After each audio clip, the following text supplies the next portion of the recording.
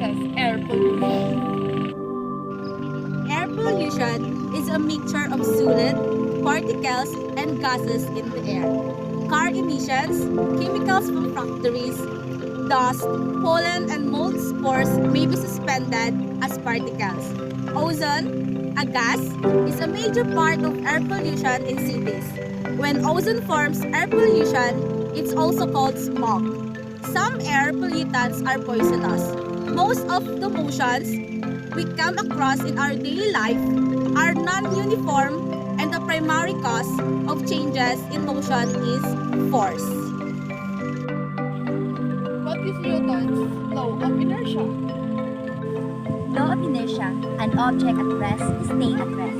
Object in motion stays in motion. Newton's first law of motion postulates in physics that if a body is at rest or moving at a constant speed in a straight line, it will remain at rest or keep moving in a straight line at constant speed unless it is acted upon by a force.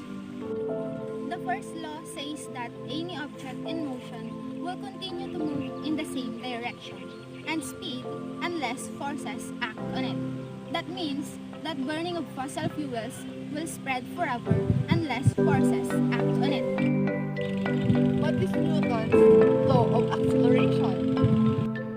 Newton's second law of motion, known as the law of force and acceleration. A force upon an object causes it to accelerate.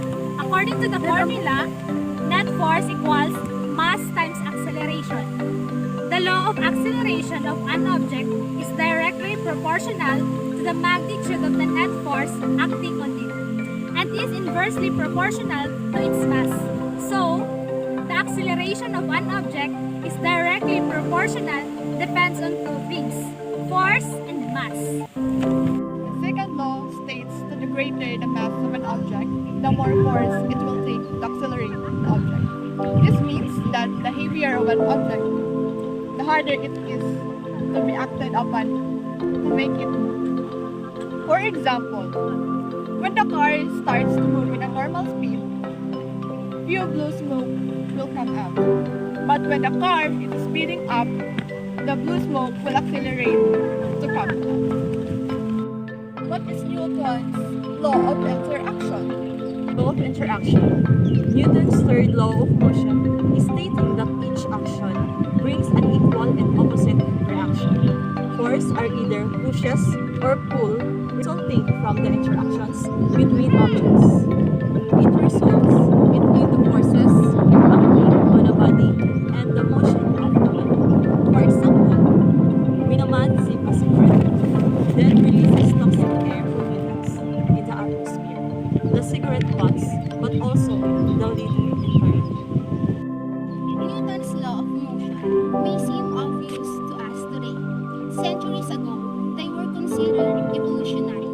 The three laws of motion help us understand how objects behave when they are standing still, when moving, and forces act upon them. This article is description of Sir Isaac Newton. Law of motion is a summary of what they mean.